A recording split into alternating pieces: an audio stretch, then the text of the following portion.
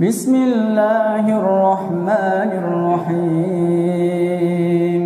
Alhamdulillahi Rabbil alamin. Ar-Rahmanir-Rahim. Maliki yawmiddin. Iyyaka na'budu wa iyyaka nasta'in. اهدنا الصراط المستقيم صراط الذين أنعمت عليهم غير المغضوب عليهم ولا الضالين.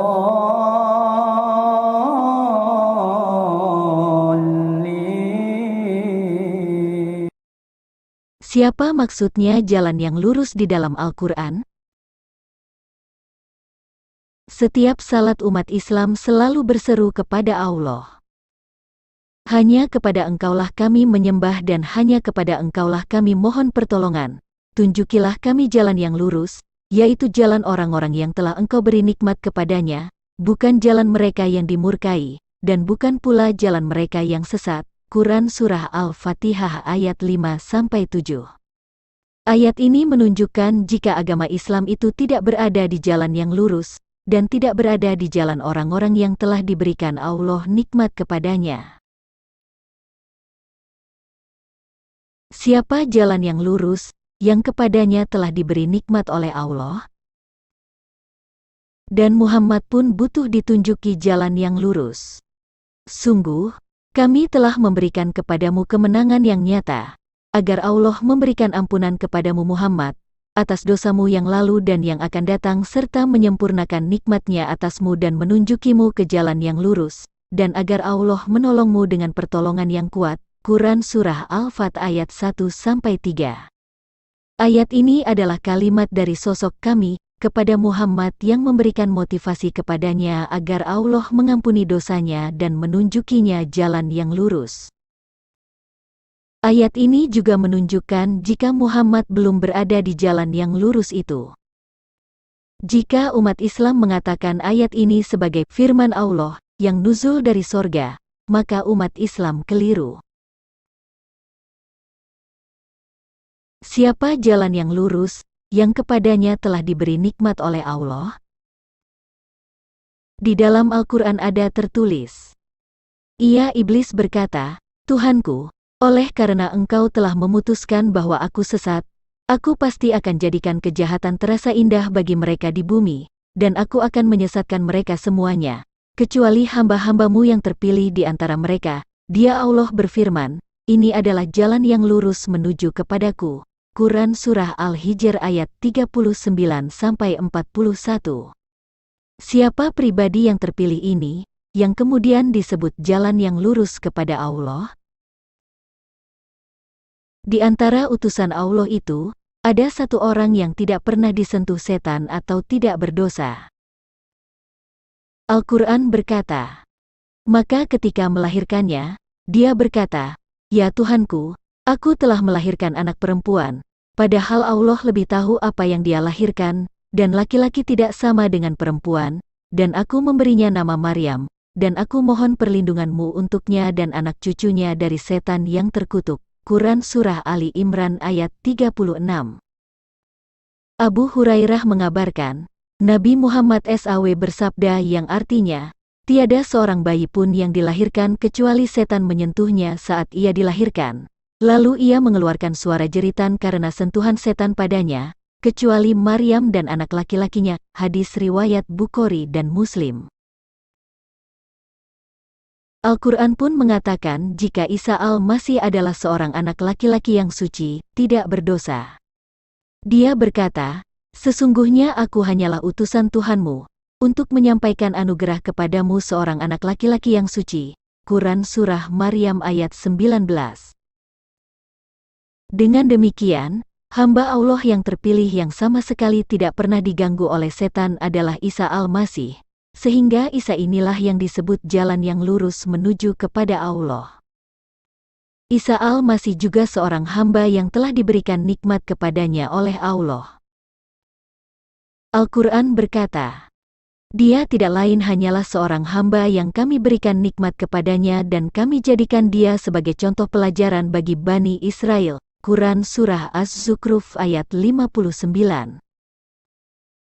Siapa Isa Al-Masih yang disebut hamba Allah itu? Al-Quran berkata, Al-Masih sama sekali tidak enggan menjadi hamba Allah, dan begitu pula para malaikat yang terdekat, dan barang siapa enggan menyembahnya dan menyombongkan diri, maka Allah akan mengumpulkan mereka semua kepadanya. Quran Surah An-Nisa, ayat 172. Ada dua informasi penting yang terkandung di ayat ini, yaitu, Al-Masih sama sekali tidak enggan menjadi hamba Allah, dan barang siapa enggan menyembahnya dan menyombongkan diri. Pertama, Al-Masih sama sekali tidak enggan menjadi hamba Allah. Artinya, sesungguhnya Al-Masih itu adalah firman Allah yang berasal dari roh Allah yang nuzul ke bumi dan menjadi manusia melalui perawan Maryam. Kedua, dan barang siapa enggan menyembahnya dan menyombongkan diri, kata menyembahnya di ayat ini adalah pribadi yang diberitakan di ayat ini, yaitu Isa Al-Masih, sebab Isa itu adalah firman Allah dan roh Allah yang menjelma menjadi manusia. Firman Allah dan roh Allah adalah bagian dari Allah, dan sesungguhnya Allah, firman-Nya dan roh-Nya adalah satu kesatuan. Oleh karena itu, di Quran Surah An-Nisa ayat 171 disebut, Janganlah kamu mengatakan tiga, berhentilah dari ucapan itu lebih baik bagimu. Sesungguhnya Allah Tuhan yang Maha Esa. Tiga yang dimaksud dalam konteks ayat ini adalah Allah, firman-Nya dan roh-Nya. Al-Quran pun secara langsung mengatakan jika Isa Al-Masih adalah jalan yang lurus. Isa berkata, dan sesungguhnya Allah itu Tuhanku dan Tuhanmu, maka sembahlah Dia, ini adalah jalan yang lurus. Quran Surat Maryam ayat 36. Isa berkata, sesungguhnya Allah itu Tuhanku dan Tuhanmu, karena itu sembahlah Dia, inilah jalan yang lurus. Quran Surat Ali Imran ayat 51. Dan sungguh, Dia, Isa itu benar-benar menjadi pertanda akan datangnya hari kiamat. Karena itu, janganlah kamu ragu-ragu tentang kiamat itu dan ikutilah aku, inilah jalan yang lurus. Quran Surah Az-Zukhruf ayat 61. Isa berkata, sungguh Allah, Dia Tuhanku dan Tuhanmu, maka sembahlah Dia, ini adalah jalan yang lurus. Quran Surah Az-Zukhruf ayat 64. Isa Al-Masih adalah kebenaran. Al-Quran berkata, itulah Isa putra Maryam, perkataan yang benar, yang mereka ragukan kebenarannya. Quran Surat Maryam ayat 34. Isa putra Maryam, perkataan yang benar, artinya Isa itu adalah kebenaran atau firman Allah. Sebab Isa Al-Masih adalah firman Allah yang nuzul ke dunia dalam wujud manusia, dan Ia adalah jalan yang lurus itu. Wahai manusia, sesungguhnya telah sampai kepadamu bukti kebenaran dari Tuhanmu, dan telah kami turunkan kepadamu cahaya yang terang benderang. Quran Surah An-Nisa, ayat 174. Sebab Isa Al-Masih adalah firman Allah yang nuzul ke dunia dalam wujud manusia, dan Ia adalah jalan yang lurus itu. Di dalam terjemahannya, disisipkan nama Muhammad dan Al-Quran, padahal Quran Surat An-Nisa ayat 153-175 adalah membahas tentang Taurat dan Injil, yaitu para rasul terdahulu, ahli kitab dan Isa Al-Masih, dan di ayat 175 masih bicara tentang jalan yang lurus, yaitu Isa Al-Masih itu sendiri. Yang dimaksud dengan bukti kebenaran yang turun dari Tuhanmu adalah firman-Nya, yaitu Isa Al-Masih yang berasal dari roh Allah, sebagai cahaya yang terang benderang. Muhammad sebagai manusia biasa yang memiliki dosa bukan bukti kebenaran yang turun dari Allah. Dan Muhammad pun bukan sosok yang turun dari sorga.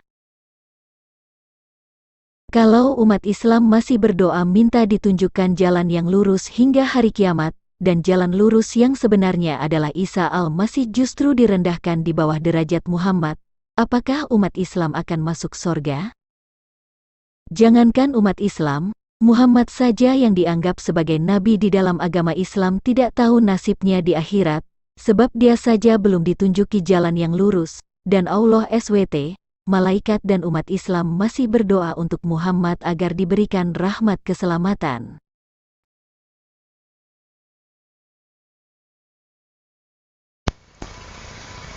Assalamu ala manittaba'al huda. Pemirsa channel Raja Kelana yang budiman, pada pertemuan ini kembali saya akan menguraikan makna jalan yang lurus dalam pandangan Islam.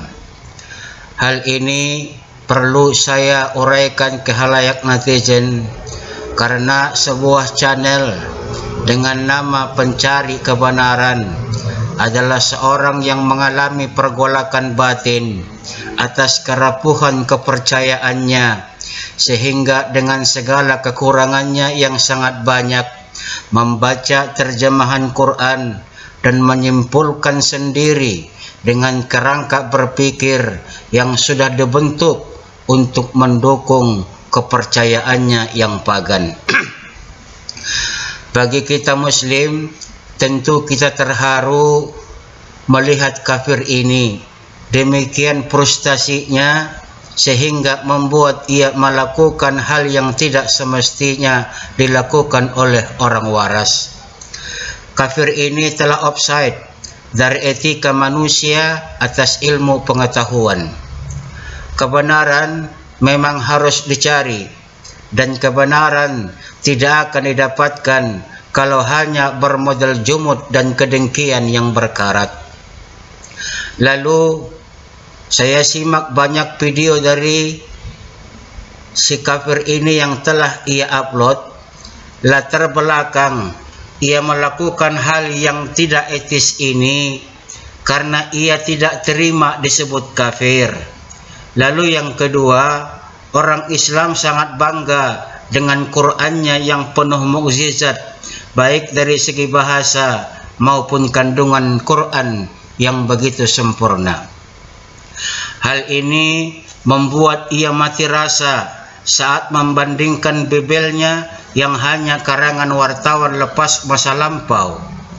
Ketiga, Nabi Muhammad yang ummi, yang mendapat nikmat kenabian dan datang 600 tahun setelah Yesus alaihi salam, dan kebenaran terungkap bahwa ternyata mereka telah tertipu oleh kepercayaan buta, telah menyembah pengganti Nabi Yesus alaihi salam. Keempat, ternyata kepercayaan mereka telah terbongkar kepalsuannya, bahwa mereka hanya penumpang gelap dari kepercayaan Yahudi. Dan tentunya buku Septuaginta yang merupakan terjemahan kitab Bani Israel yang dikeliping dengan catatan para wartawan tidak lagi mendukung apa yang mereka percayai. Nubuatan yang ada tentang Yesua di buku Septuaginta ketika dianalisa dengan cermat ternyata menafikan penyaliban Yesua alaihi salam. Dan semua penafsiran para pemuka kepercayaan ini hanya mengubah sesuaikan dengan kepercayaan pagan mereka. Jadi jalan yang harus ditempuh adalah mengutak-atik terjemahan Quran untuk disesuaikan dengan kepercayaan mereka. Tapi hal ini akan membuat mereka ketabok muka sendiri, karena terjemahan kitab yang mau diubah sesuaikan oleh pemilik channel pencari kebenaran ini adalah kitab yang terjaga original teksnya, dan bahasa yang dipakai adalah bahasa tertinggi di dunia, sehingga terjemahan hanyalah baru berupa kulit akan makna yang terkandung dalam Al-Quran. Fungsi terjemahan Al-Quran adalah usaha manusia untuk mendekati makna di antara sekian banyak makna dari sebuah kata dalam Al-Quran. Kafir satu ini mengira bahwa apa yang dilakukan oleh Ptolemeus II Philadelphus, penguasa Mesir, tahun 285 sebelum Masehi yang menugaskan penerjemah untuk menerjemahkan kitab Ibrani ke dalam bahasa Yunani akan dapat ia lakukan kepada Quran. Ini ironis sekali karena jikapun Paulus dipatikan menyuruh semua scholar Kristen, ahli Kristen terhebat sekalipun tidak akan mampu mengutak-atik terjemahan Quran. Tidak akan ada gunanya karena mereka tahu bahwa terjemahan Quran belum mampu menampung makna-makna yang terdapat dalam Quran, apalagi model pencarian kebenaran yang tidak akan pernah dapat yang ia cari. Usahanya dalam mengupload semua videonya hanyalah strategi penyesatan, walaupun ia tahu ia akan ditertawakan umat muslim sedunia.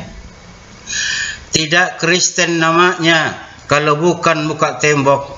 Tidak Kristen namanya kalau tidak jumud untuk menegakkan benang basah kepercayaannya, walaupun pekerjaan itu adalah sesuatu yang sia-sia.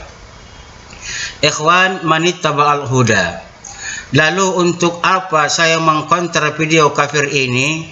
Jawabannya untuk hudan pada sapaan saya. Karena hudan untuk Islam adalah taufik yang bermakna menguatkan dan istiqamah dalam Islam.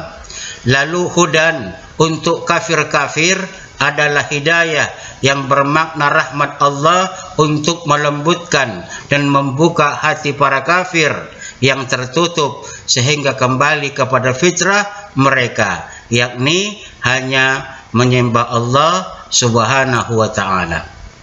Baik, kita mulai dengan meluruskan kesimpulan jumud wanita kafir ini setelah mengutak-atik terjemahan Quran, dan ia memberikan 3 kesimpulan. Yang pertama, Islam belum mendapatkan jalan yang lurus karena Islam selalu meminta jalan yang lurus. Kedua, Isa adalah jalan yang lurus. Kenapa Islam merendahkannya? 3, Muhammad tidak tahu nasibnya, bahkan umatnya terus mendoakannya. Kita akan mulai dengan surah Al-Fatihah ayat 5-7. Bismillahirrahmanirrahim. Iyyaka na'budu wa iyyaka nasta'in. Hanya kepada Engkaulah kami menyembah dan hanya kepada Engkaulah kami memohon pertolongan. Maknanya, kami hanya menunjukkan ibadah dan isti'anah, permintaan tolong kepadamu. Di dalam ayat ini, objek kalimat yaitu iyyaka diletakkan di depan. Padahal asalnya adalah na'buduka, yang artinya kami menyembahmu. Dengan mendahulukan objek kalimat yang seharusnya di belakang, menunjukkan adanya pembatasan dan pengkhususan. Artinya, ibadah hanya boleh ditunjukkan kepada Allah Subhanahu wa ta'ala. Tidak boleh menunjukkan ibadah kepada selain Allah. Sehingga makna dari ayat ini adalah kami menyembahmu dan kami tidak menyembah selainmu. Kami meminta tolong kepadamu dan kami tidak meminta tolong kepada selainmu.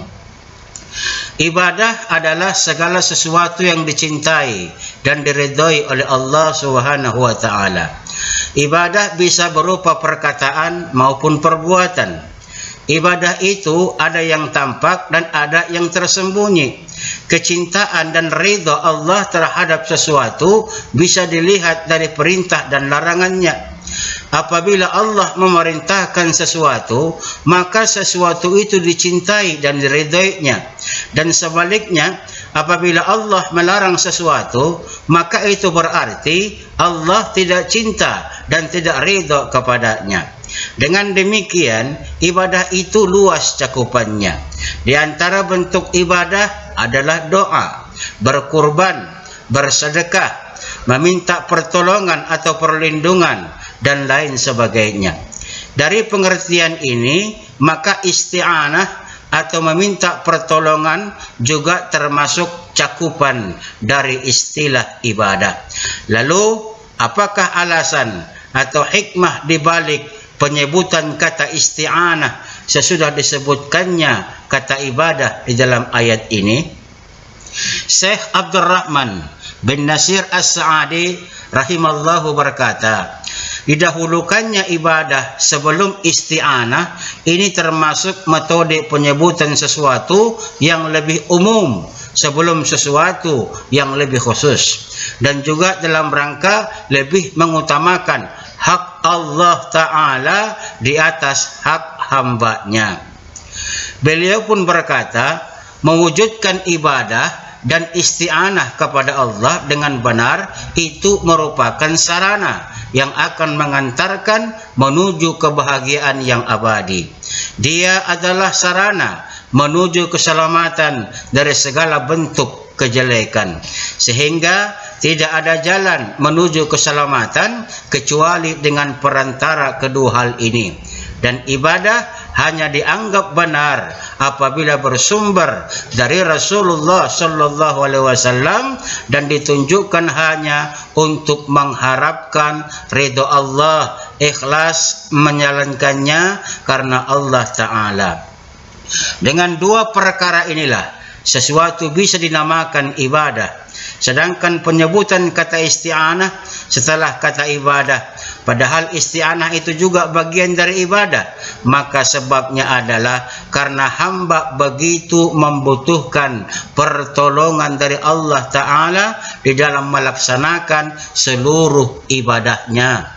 Seandainya dia tidak mendapatkan pertolongan dari Allah, maka keinginannya untuk melakukan perkara-perkara yang diperintahkan dan menjauhi hal-hal yang dilarang itu tentu tidak akan tercapai. Jadi, saudari yang menyedihkan, inilah makna ibadah seorang muslim.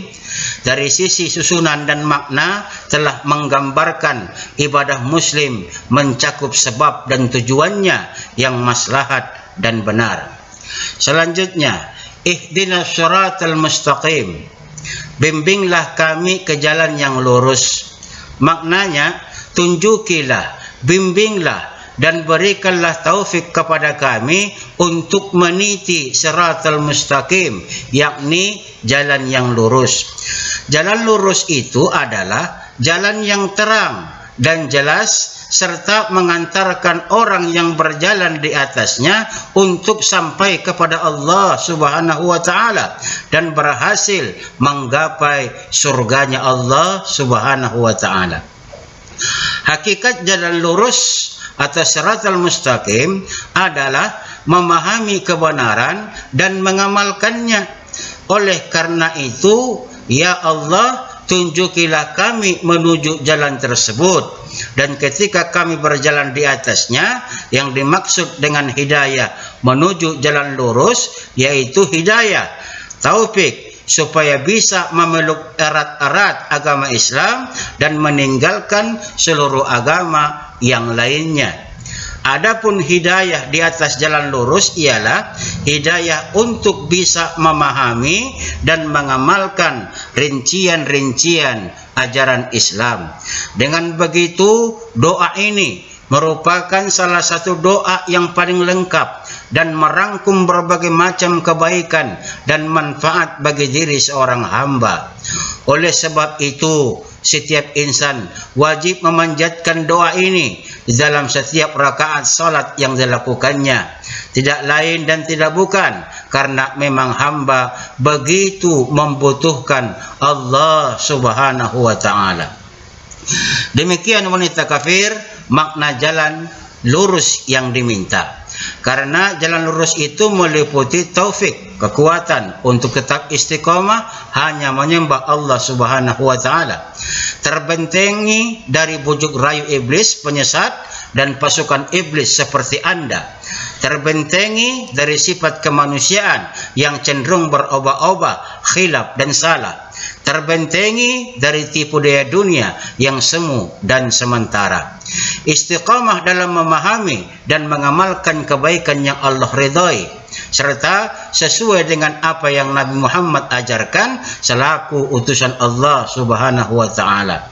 Nah, posisi Nabi Muhammad dan Nabi Yesus alaihissalam dalam hal ini sama-sama jalan yang lurus. Jalan lurus itu adalah sarana untuk mengibadahi Tuhan yang benar, yakni Allah Subhanahu wa taala, dan panduan jalan lurus ini memberikan cara yang benar untuk mengibadahi Allah Subhanahu wa taala. Bukan seperti yang Anda pahamkan bahwa jalan lurus itu adalah Tuhan itu sendiri. Anda koplak kalau berpahaman seperti itu.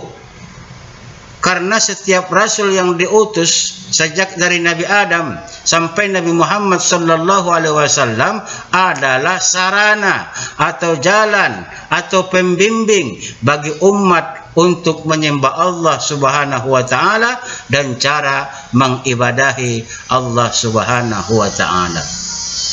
Kemudian lanjut pada ayat yang ke-7. Syiratal ladzina an'amta 'alaihim ghairil maghdubi 'alaihim waladdallin, yaitu jalan orang-orang yang telah engkau beri nikmat, bukan jalan mereka yang dimurkai dan bukan pula jalan orang-orang yang sesat. Siapakah orang-orang yang diberi nikmat oleh Allah? Di dalam ayat yang lain disebutkan bahwa mereka ini adalah para nabi, orang-orang siddiq dan benar, para pejuang Islam yang mati syahid, dan orang-orang salihin. Termasuk di dalam cakupan ungkapan orang yang diberi nikmat ialah setiap orang yang diberi anugerah keimanan kepada Allah Ta'ala, mengenalnya dengan baik, mengetahui apa saja yang dicintainya, mengerti apa yang dimurkainya. Selain itu, dia juga mendapatkan taufik untuk melakukan hal-hal yang dicintai tersebut dan meninggalkan hal-hal yang membuat Allah murka. Jalan inilah yang akan mengantarkan hamba menggapai keridhaan Allah Ta'ala. Inilah jalan Islam. Islam yang ditegakkan di atas landasan iman, ilmu, dan amal, serta dengan menjauhi perbuatan-perbuatan syirik dan kemaksiatan. Sehingga dengan ayat ini kita kembali tersadar bahwa Islam yang kita peluk selama ini merupakan anugerah nikmat dari Allah Subhanahu wa taala, dan untuk bisa menjalani Islam dengan baik maka kita pun sangat membutuhkan sosok teladan yang bisa dijadikan panutan. Siapa dia? Yakni Rasulullah sallallahu alaihi wasallam. Jadi Yesua adalah salah satu makhluk Allah Subhanahu wa taala yang diberi nikmat kenabian. Jadi pemahaman Anda sangat melenceng dengan pemahaman bahwa yang mendapat nikmat yang dimaksud adalah hanya Yesua. Sungguh Anda ini benar-benar sangat dangkal, wanita kafir. Perhatikan ayat pamungkasnya, wanita kafir. Orang yang dimurkai adalah orang yang sudah mengetahui kebenaran akan tetapi tidak mau mengamalkannya. Contohnya adalah kaum Yahudi dan semacamnya. Sedangkan orang yang tersesat adalah orang yang tidak mengamalkan kebenaran gara-gara kebodohan dan kesesatan mereka. Contohnya adalah orang-orang Kristen dan semacamnya. Sehingga di dalam ayat ini tersimpan motivasi dan dorongan kepada kita supaya menempuh jalan yang soleh. Ayat ini juga memperingatkan kepada kita untuk menjauhi jalan yang ditempuh oleh orang-orang sesat, yakni Kristen, dan orang-orang yang dimurkai, yakni orang-orang Yahudi. Ayat ke-7 ini adalah segel untuk kalian dari Allah Subhanahu wa taala. Yang dimurkai adalah Yahudi dan yang sesat adalah Anda dan 2 miliar lebih Kristen. Apakah kira-kira Quran yang sudah mencap kalian sesat dan memperbodoh diri sendiri, akankah terjemahan Quran yang kamu coba pelesetin maknanya akan bisa membenarkan kesesatanmu? Tentu tidak, bukan? Kamu hanya akan memperbodoh diri sendiri. Ini sesuatu yang ironis, wanita kafir. Menurutmu, Yesua adalah jalan yang lurus dan dia juga hamba pilihan. Tapi ironisnya, Anda terpeleset pada pemahaman cocokmologi pada Quran Surah An-Nisa ayat 72. Anda ingin mengarahkan bahwa hamba pilihan yang tidak disentuh iblis itu menjadi Tuhan, karena kata-kata Al-Masih tidak enggan menjadi hamba Allah, maka dengan demikian Tuhan mengosongkan diri dan jadi hamba sebagaimana kepercayaanmu. Sekali lagi saya sampaikan kepada Anda, wanita kafir, pemahaman surah An-Nisa ayat 172. Bismillahirrahmanirrahim. La yastanqifal masihu ayyakuna abdalillahi walal malaikatul muqarrabun wa may yastanqif an ibadatihi wa yastakbir fasayahsuruhum ilaihi jami'a. Al-Masih tidak akan pernah enggan menjadi hamba Allah, dan begitu pula para malaikat yang dekat kepada Allah. Siapa yang enggan menyembahnya dan menyombongkan diri, maka Allah akan mengumpulkan mereka semua kepadanya. Kita mulai dari bahasa dulu ya, wanita kafir. Ayat itu dimulai dengan lan. La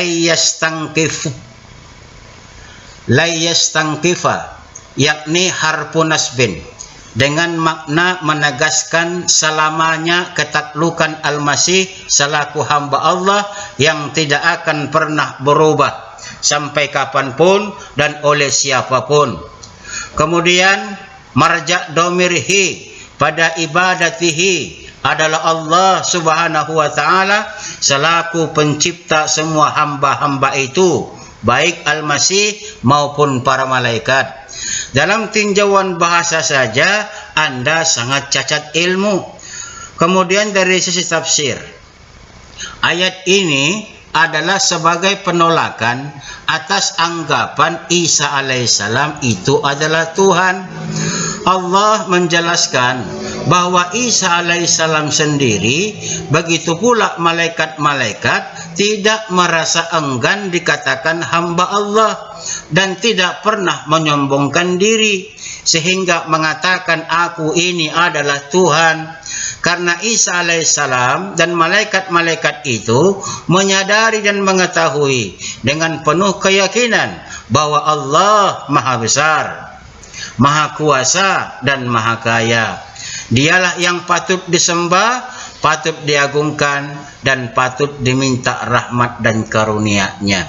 Sedangkan malaikat yang tinggi derajatnya dan amat dekat pada Tuhan, dan di antara mereka itu ada yang diutus Allah untuk meniupkan roh ciptaannya ke dalam tubuh Maryam, ibu Nabi Isa alaihissalam. Nabi Isa alaihissalam yang dimuliakannya dan diangkat menjadi Rasul tentulah tidak mungkin akan berkata aku ini adalah Tuhan yang harus disembah, dipuja dan diagungkan. Orang yang enggan menyembah Allah Subhanahu wa ta'ala dan menyombongkan diri, termasuk orang yang tidak mengakui adanya Tuhan, adalah orang durhaka, orang yang tidak tahu diri dan tidak mempergunakan akal pikirannya. Allah Subhanahu wa ta'ala akan mengumpulkan mereka di padang mahsyar kelak bersama-sama dengan orang mukmin dan semua makhluk Allah lainnya, dan mereka akan menerima siksaan yang pedih karena kesesatan dan kedurhakaannya. Bukankah pemahamanmu ditabuk sendiri oleh ayat yang terjemahannya kau cocok-cocokkan ini? Cerdaslah sedikit, wanita kafir. Jangan terlalu kentara memperbodoh diri sendiri. Lalu ayat 171 surah yang sama, tujuanmu untuk cocokmologi dengan kepercayaanmu. Saya sudah jelaskan pada bagian sebelumnya, tapi kafir ini tidak kompeten dalam bahasa Arab. Namun akan saya jelaskan lagi, yakni perbedaan antara kalam, kalim, dan kalimah. Intinya bahwa Yesua diciptakan Allah dengan bikalimatih. Bikalimah, bi-nya adalah sababiyah, sementara kalimah adalah kalimat makna tunggal, sehingga pemahamannya adalah sebab kalimat tunggal Allah yakni kun, maka berakibat Maria hamil dan melahirkan Yesua alaihi salam.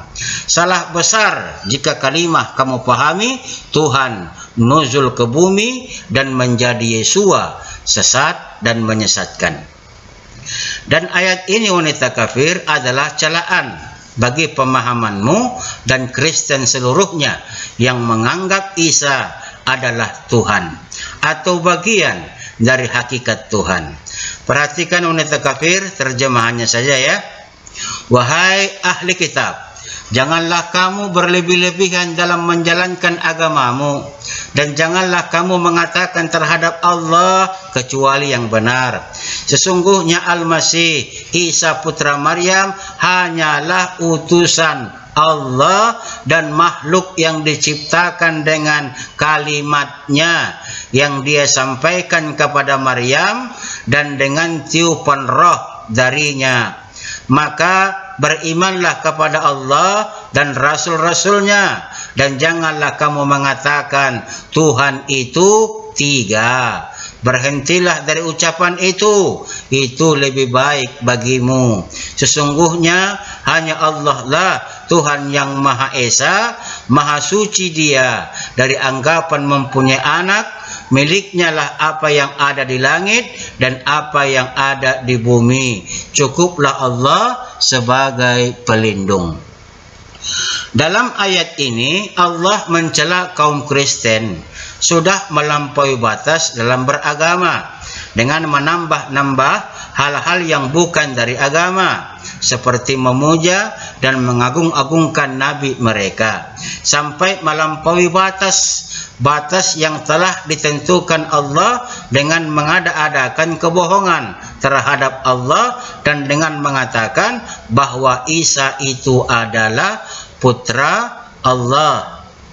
Hal ini pula lah yang membawa kaum Nasrani Kristen kepada anggapan bahwa Tuhan itu salah satu dari Tuhan yang tiga, atau Tuhan itu terdiri dari tiga oknum. Sebagai penolakan atas paham yang salah ini, Allah Subhanahu wa taala menyatakan bahwa Isa anak Maryam hanyalah utusan Allah kepada hamba-hambanya, bukan Tuhan yang disembah sebagai yang dianggap kaum Kristen. Isa sendiri menyeru mereka supaya mengesahkan Allah, tak ada yang disembah selain Allah. Dan Nabi Isa telah melarang pula kaumnya mempersekutukan Allah Subhanahu wa taala dengan apapun. Sebagai tambahan atas penegasan tersebut, Allah berfirman lagi bahwa Isa itu diciptakan dengan kalimat berupa jadilah, ucapan firman jadilah, kun, kata kun, tanpa ada seorang laki-laki pun atau bapak yang menikahi ibunya, dan tanpa air mani yang masuk ke dalam rahim ibunya, seperti terciptanya manusia biasa. Tatkala Allah mengutus malaikat Jibril kepada Maryam dan memberitahukan bahwa ia adalah utusan Allah yang diperintahkan untuk menyampaikan berita gembira kepadanya, yaitu dia akan memperoleh seorang anak laki-laki. Kesalahan kaum Kristen menduga bahwa yang ditiupkan ke dalam rahim ibunya itu adalah sebahagian dari roh Allah. Dan atas dasar inilah mereka menganggap bahwa Isa adalah putra Allah karena ia adalah sebahagian dari roh Allah. Sikap ahli kitab yang berlebihan dalam memahami agamanya tidak saja di kalangan Kristen, tapi juga tentunya di kalangan orang Yahudi. Sikapnya yang melampaui batas dalam memahami ketentuan-ketentuan agamanya, sehingga mereka sering bersikap dan bertindak begitu ketat dalam menambah-nambahkan ketentuan sendiri, atau sebaliknya sering melanggar ketentuan Taurat dalam syariat Musa. Mereka menjadi bangsa yang rasialis, eksklusif, sangat fanatik, menolak semua nabi dan rasul utusan Allah yang bukan Yahudi. Mereka membunuh para nabi dan menuduh Isa dan ibunya Maryam dengan tuduhan yang keji. Mereka terpecah ke dalam beberapa sekte. Yang menonjol waktu itu adalah golongan konservatif Saduki yang hanya mengakui 5 kitab Musa, atau golongan Farisi yang sangat kaku dalam menjalankan hukum tertulis tetapi mau menerima hukum lisan dan hukum adat Yahudi.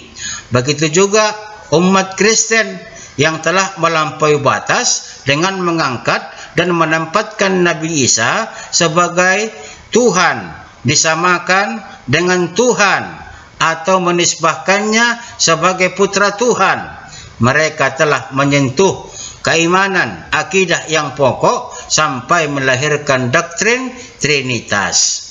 Doktrin ini sudah berkembang dan menjadi pangkal perdebatan para pendeta pada masa lalu, dari abad ke-2 sampai abad ke-6 Masehi, seperti Marcionisme, Yakobit, dan Nestorian yang masih bertahan di Syria, atau Maronit yang banyak dianut di Lebanon.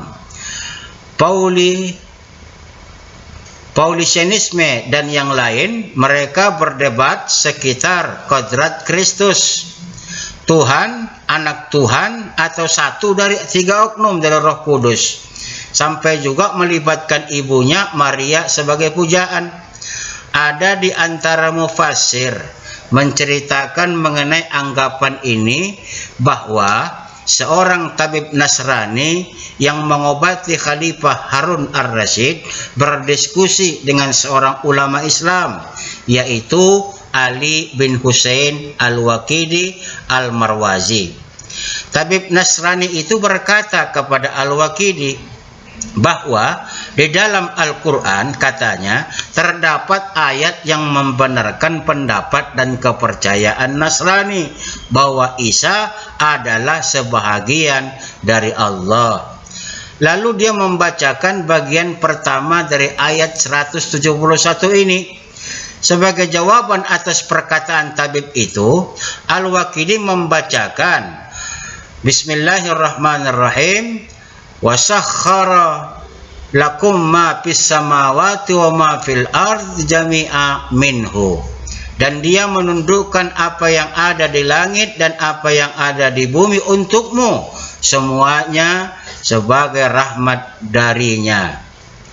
Surah Al-Jasiyah ayat 13. Kemudian Al-Waqidi berkata, kalau benar apa yang kamu katakan, bahwa kata minhu dalam ayat yang kamu baca itu berarti sebahagian daripada Allah, sehingga kamu mengatakan bahwa Isa alaihissalam adalah sebahagian dari Allah pula. Hal ini berarti bahwa apa yang ada di langit dan di bumi ini adalah sebahagian pula dari Allah. Dengan jawaban ini, terdiamlah tabib Nasrani itu, lalu pun ia masuk Islam. Karena kaum Kristen telah tersesat dari akidah tauhid yang dibawa oleh para rasul, maka Allah memerintahkan kepada mereka agar kembali kepada akidah yang dibawa oleh para rasul.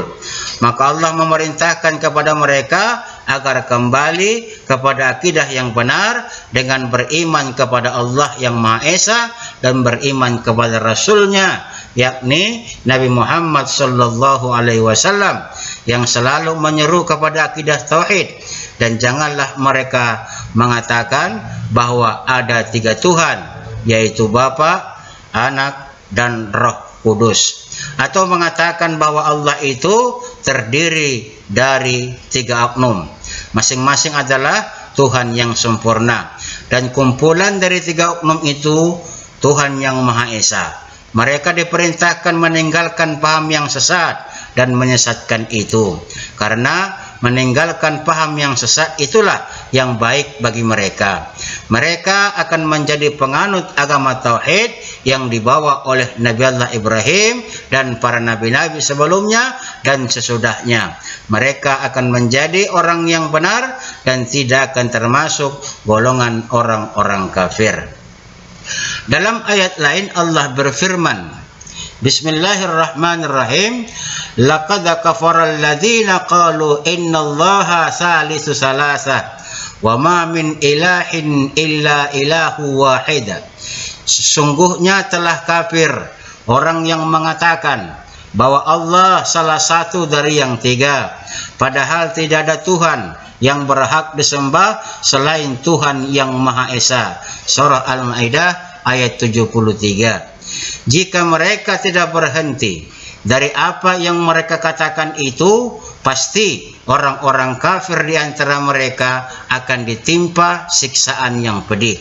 Kemudian ditegaskan lagi kepada mereka bahwa Allah sajalah Tuhan yang Maha Esa, Tuhan Maha bersifat, Tuhan Maha Suci dari sifat berbilang atau terbagi-bagi kepada beberapa bagian atau tersusun dari 3 oknum atau bersatu dengan makhluk-makhluk lainnya.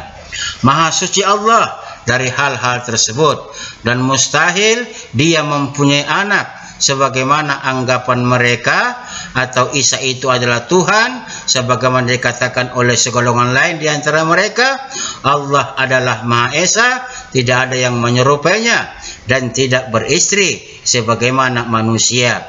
Dialah pemilik langit dan bumi serta semua yang ada pada keduanya, termasuk Isa alaihissalam. Allah berfirman, Bismillahirrahmanirrahim, in kullu man fis samawati wal ardi illa atir rahmani abdan. Tidak ada seorang pun di langit dan di bumi melainkan akan datang kepada Allah yang Maha Pengasih selaku seorang hamba. Maryam, surah Maryam ayat 93. Semua makhluk tanpa kecuali akan menghadap kehadirat Tuhan Allah sebagai hamba, apapun pangkat dan derajatnya, baik dia malaikat, seorang nabi, seorang yang diciptakannya tanpa bapa dan ibu seperti Nabi Adam, atau yang diciptakannya tanpa bapa saja seperti Isa alaihissalam, maupun yang diciptakannya dengan perantaraan bapa dan ibu. Semuanya itu adalah hamba-hamba Allah yang mengharapkan karunia dan rahmat Allah Subhanahu wa taala yang berkuasa sepenuhnya atas mereka, dan Allah lah yang memelihara dan kepadanya lah mereka harus menyembah, berdoa, bertawakal. Akidah tauhid inilah yang dibawa dan disampaikan para nabi dan rasul kepada umatnya, termasuk Nabi Isa alaihissalam.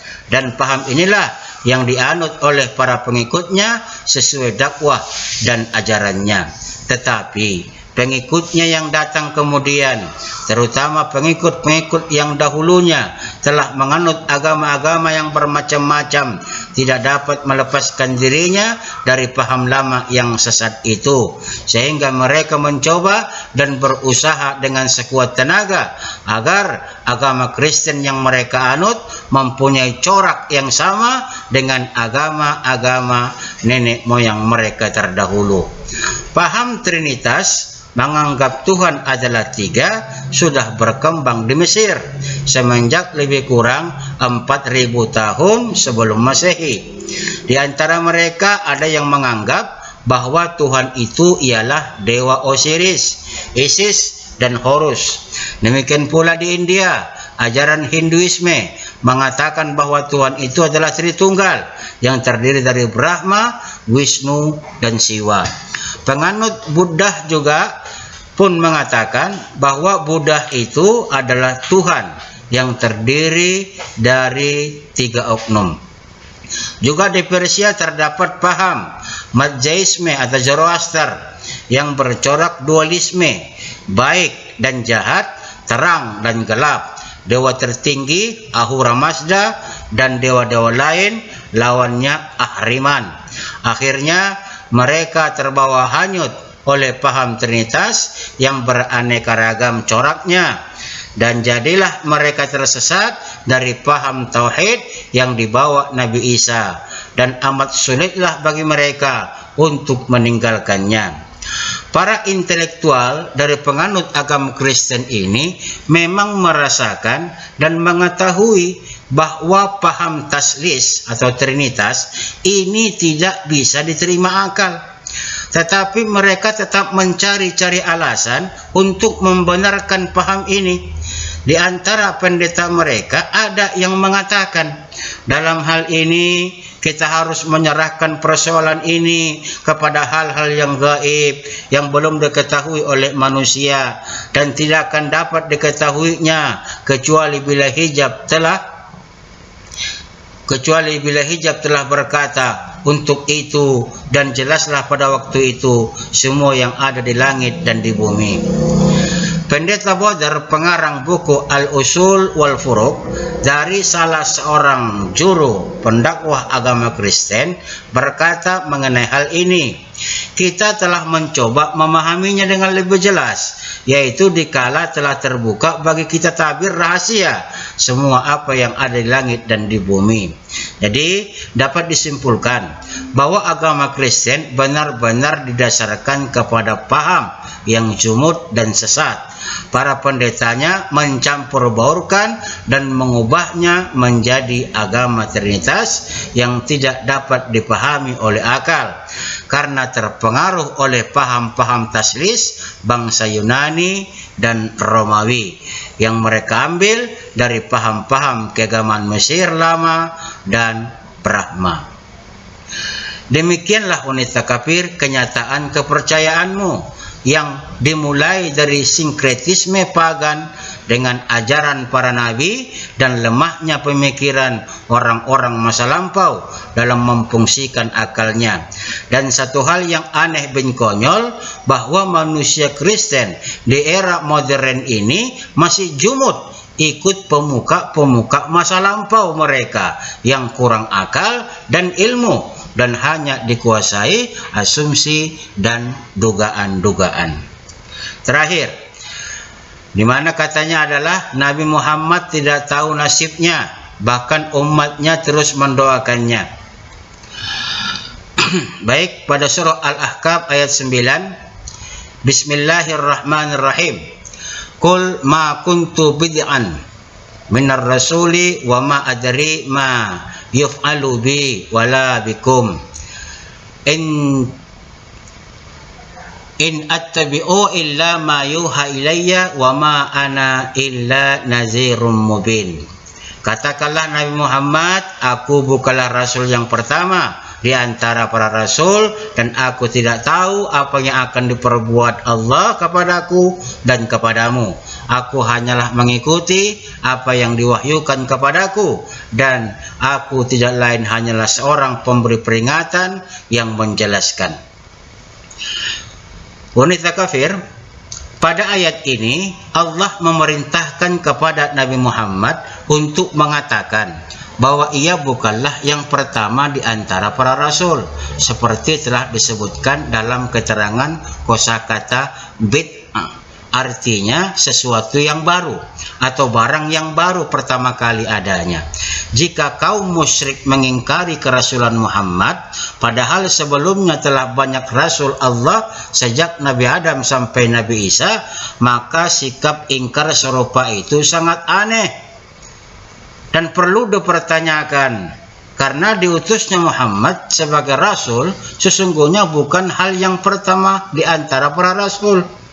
Sebelum Nabi Muhammad, Allah telah mengutus banyak nabi dan banyak rasul pada setiap zaman dan tempat yang berbeda.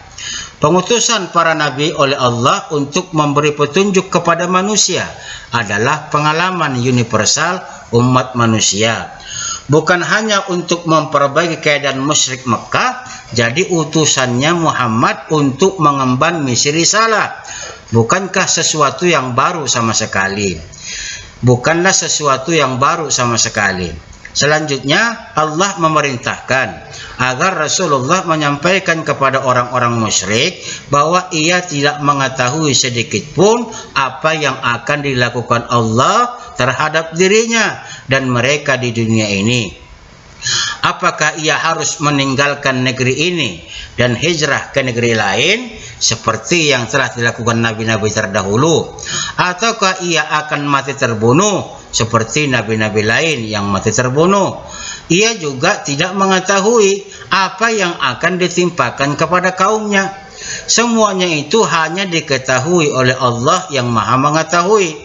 Rasulullah SAW menegaskan kembali bahwa walaupun Allah telah berjanji akan memberikan kemenangan kepada kaum muslimin dan akan mengalahkan orang-orang kafir, memasukkan kaum muslimin ke dalam surga dan memasukkan orang kafir ke dalam neraka, namun Nabi Muhammad sedikit pun tidak mengetahui kapan hal itu akan terjadi.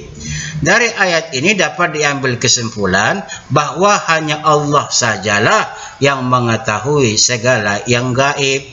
Para rasul dan para nabi tidak mengetahuinya kecuali jika Allah memberitahukannya.